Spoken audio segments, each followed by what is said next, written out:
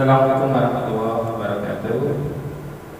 Kita ketemu di hari Kamis di tengah-tengah puasa di pekan terakhir bulan Ramadan dalam rangka membahas kisi-kisi pas matematika. Mudah-mudahan pertemuan ini menjadikan kita yang tadinya kangen sekarang terobati, dan mudah-mudahan menjadikan kita semakin semangat untuk belajar, karena belajar bukan untuk menghadapi ujian, tapi semuanya adalah untuk belajar, sehingga ujian pun adalah untuk belajar. Anak-anakku yang soleh dan soleha, maka karena kita akan menghadapi ulangan semester, kita bahas kisi-kisi yang akan keluar nanti pada ulangan akhir semester. Kisi-kisi itu apa? Kisi-kisi adalah gambaran yang akan kita kerjakan nanti ketika kita melaksanakan ulangan semester.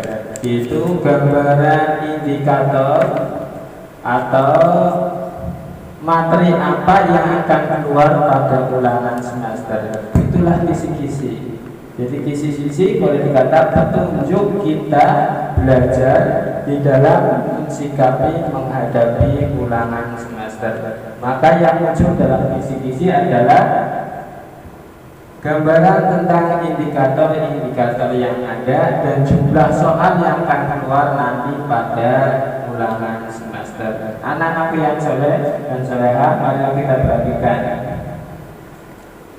Dalam ulangan nanti, indikator yang keluar adalah menentukan selisih jika jumlah perbandingan diketahui.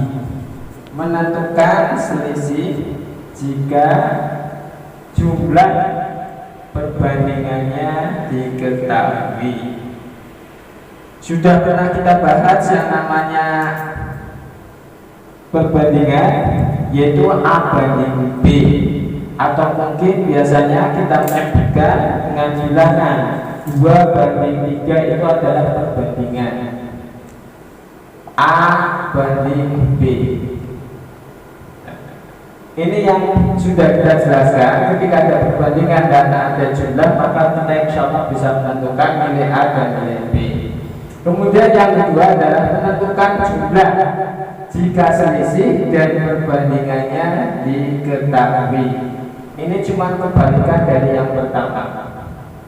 Satu indikator mestinya, tapi kita bagi 2 supaya kita bisa semuanya. Kemudian yang ketiga adalah menentukan skala jarak pada peta dan jarak sebenarnya. Apalagi yang ketiga, kisi-kisi yang ketiga, skala jarak pada peta dan jarak pada sebenarnya itu sudah diajarkan waktu SD, berarti sekarang sudah tidak bermasalah lagi. Kemudian yang keempat, anak-anakku sekalian, yaitu menentukan jumlah pada perbandingan senilai. Harus kita ingat kembali perbandingan senilai. Misal harga 2 buku adalah Rp1.000.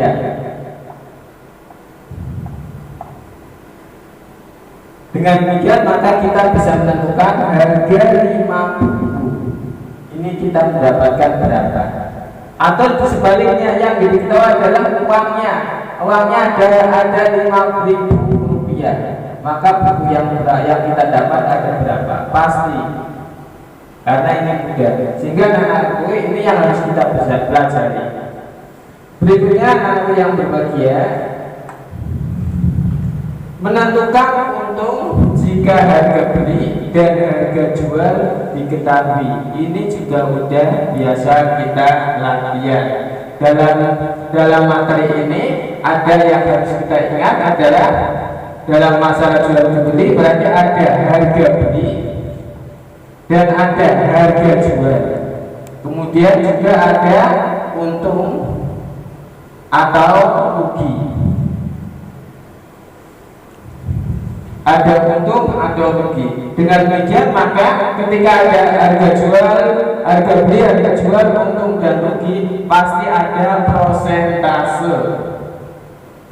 Baik itu prosentase untung maupun prosentase rugi. Ini hanya sebatas ini aja.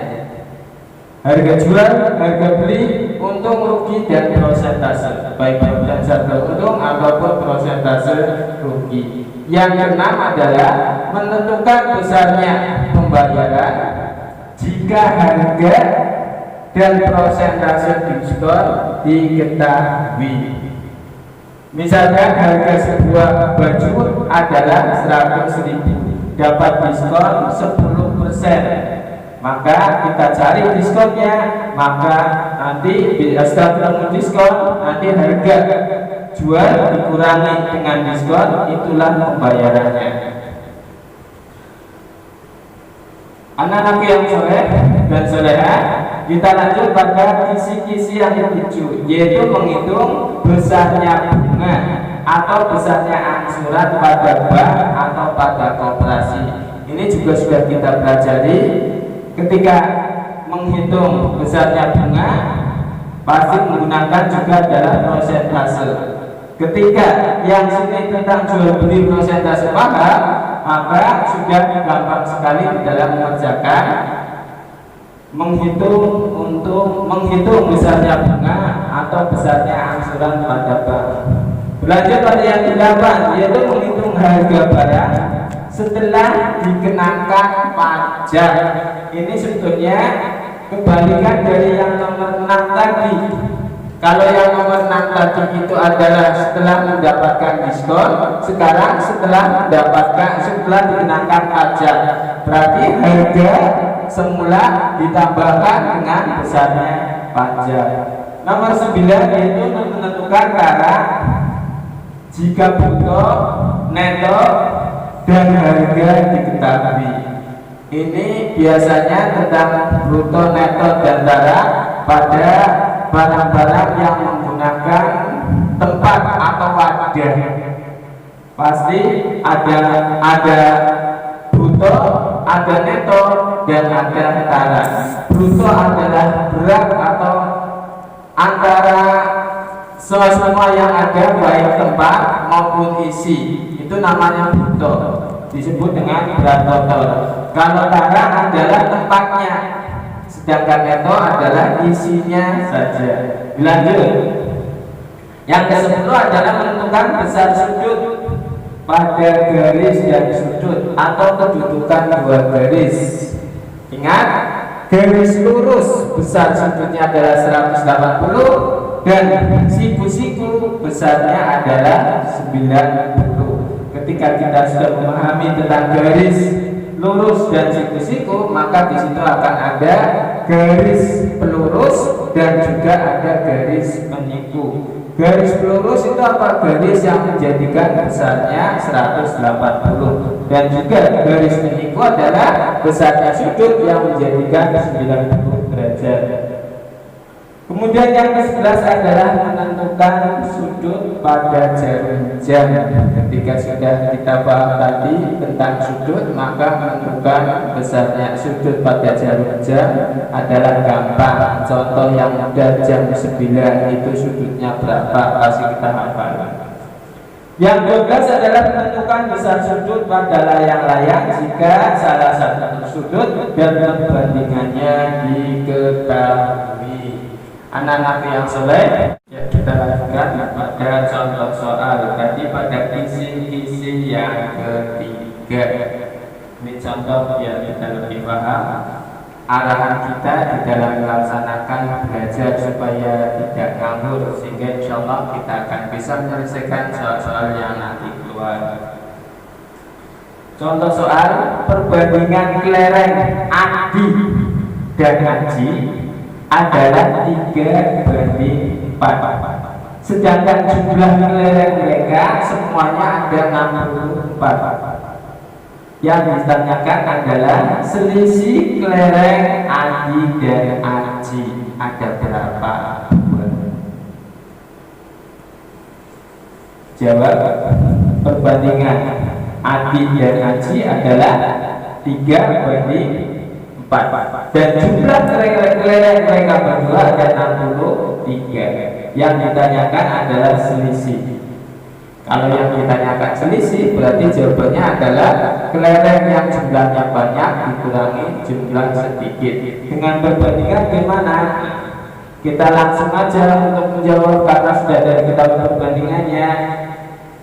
Perbandingannya adalah 3/4. Udah dijumlahkan 3 ditambah 4 sama dengan 7. Selisih berarti yang besar dikurangi yang sedikit. 4 kurangi 3 sama dengan 1.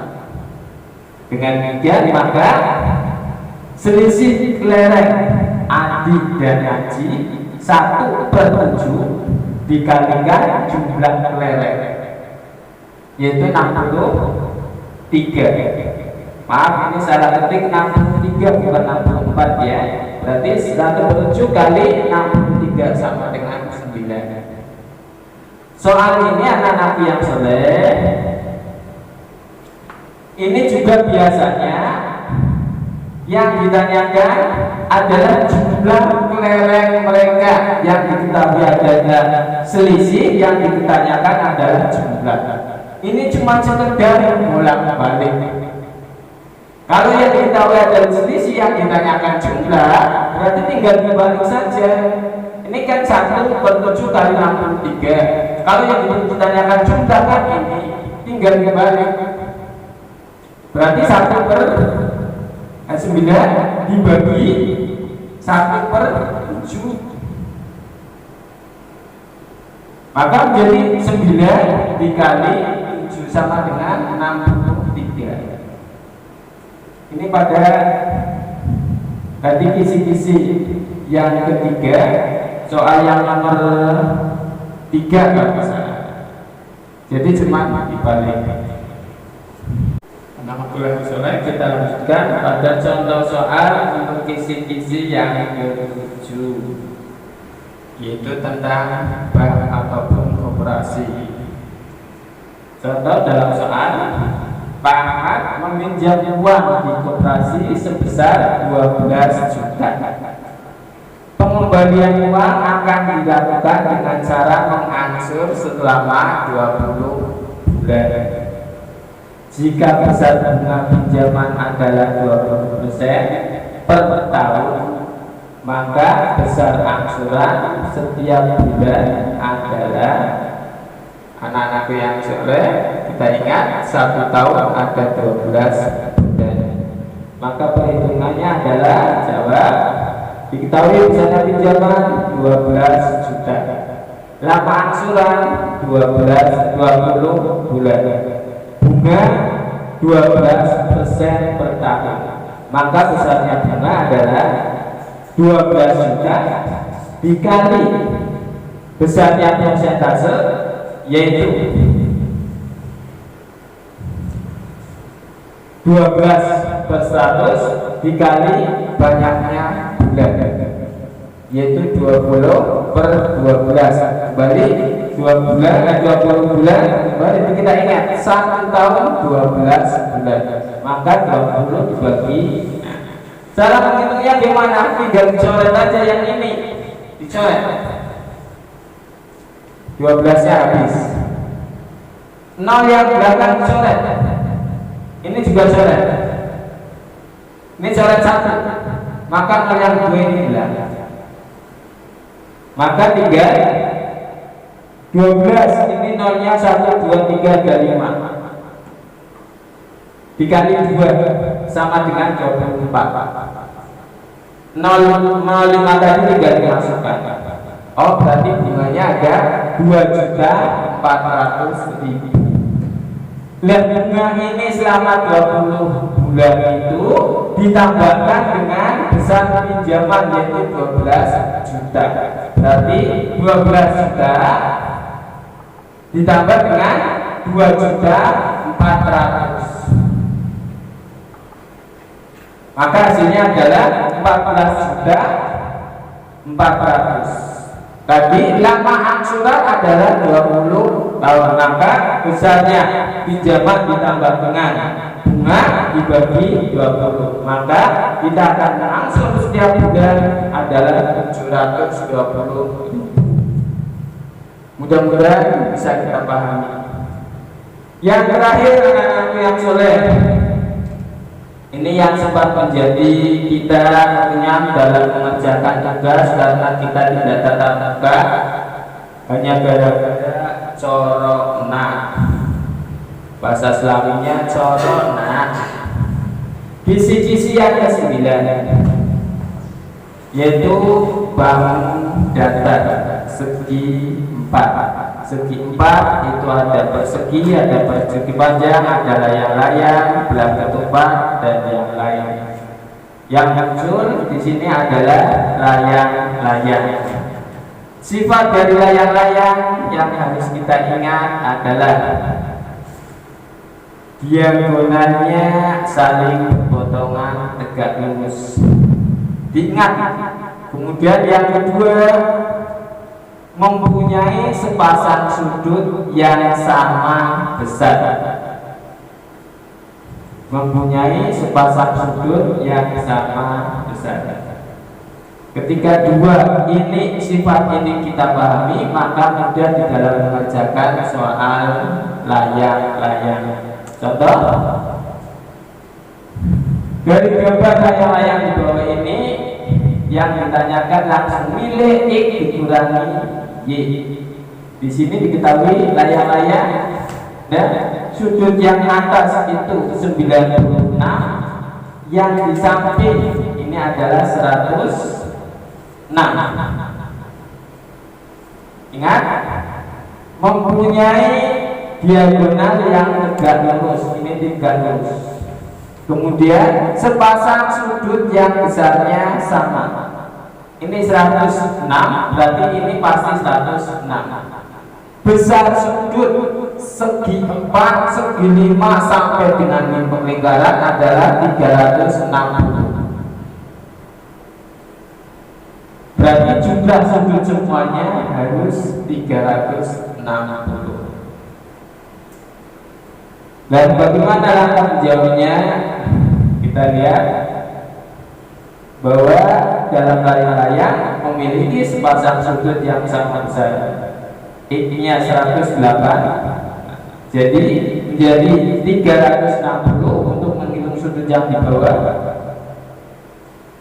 Dikurangi 2 kali 108